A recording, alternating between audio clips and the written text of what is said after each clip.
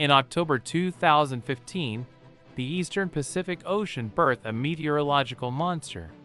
What began as a tropical wave off the coast of Central America underwent a transformation so rapid, so extreme, it defied all forecasts and redefined the very scales we use to measure storms.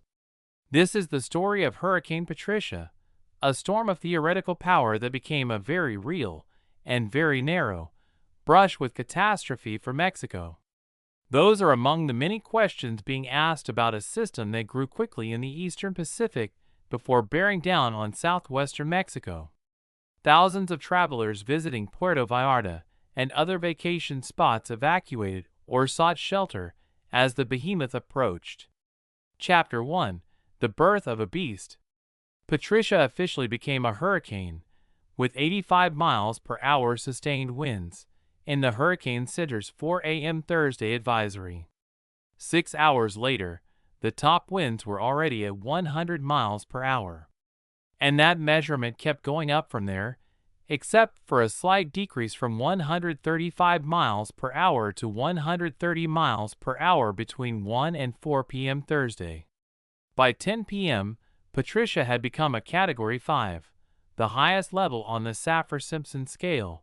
Meteorologists watched in stunned disbelief. On October 20th, Patricia was a tropical storm.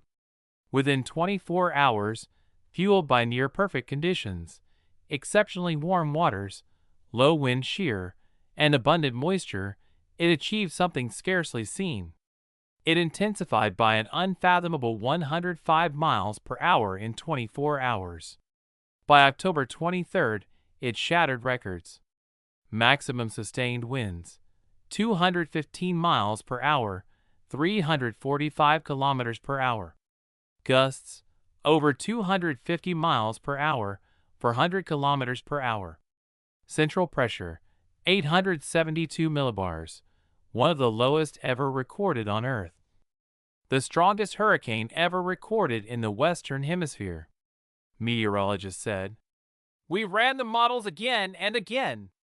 The numbers were so off the charts we thought there must be an error. Patricia was in a class of its own, pushing up against the theoretical maximum intensity for a tropical cyclone. The world held its breath. A storm of this magnitude, headed directly for a densely populated coastline, the projections were apocalyptic. Chapter 2: The Calm Before the Storm.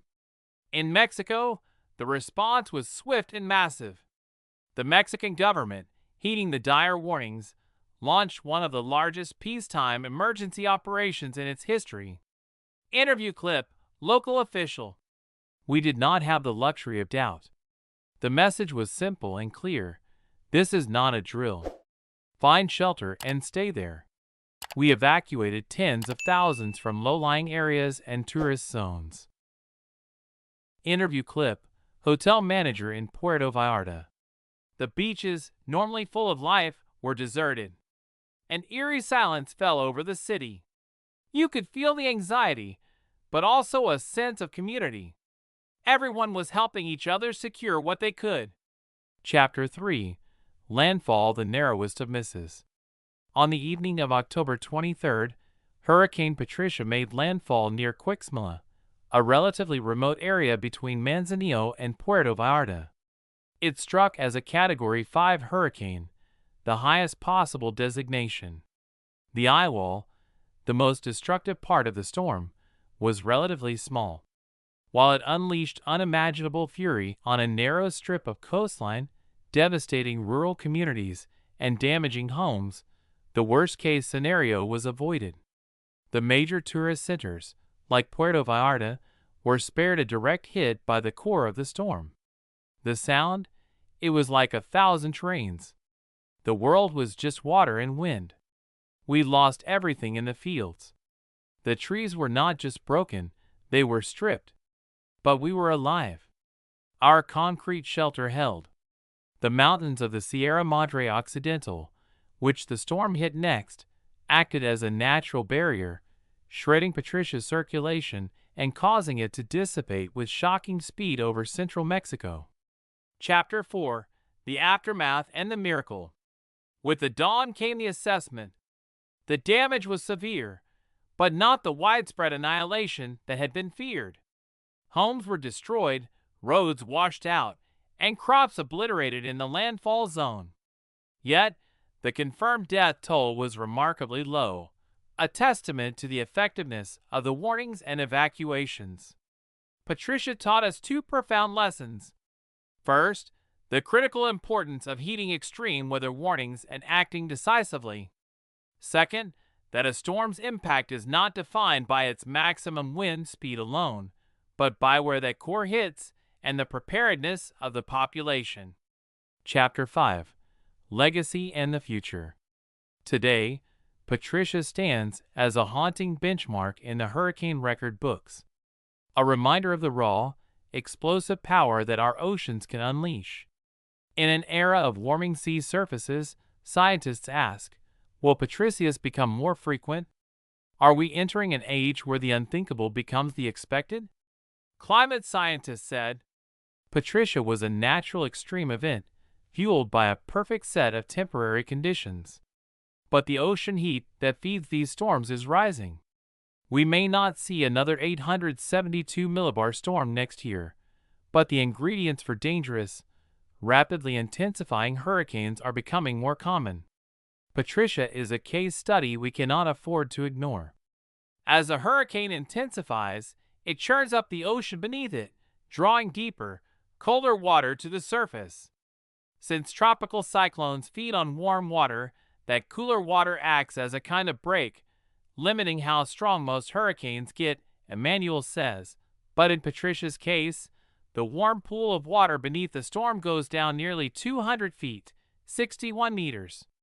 That makes it harder for the hurricane to churn up cold water.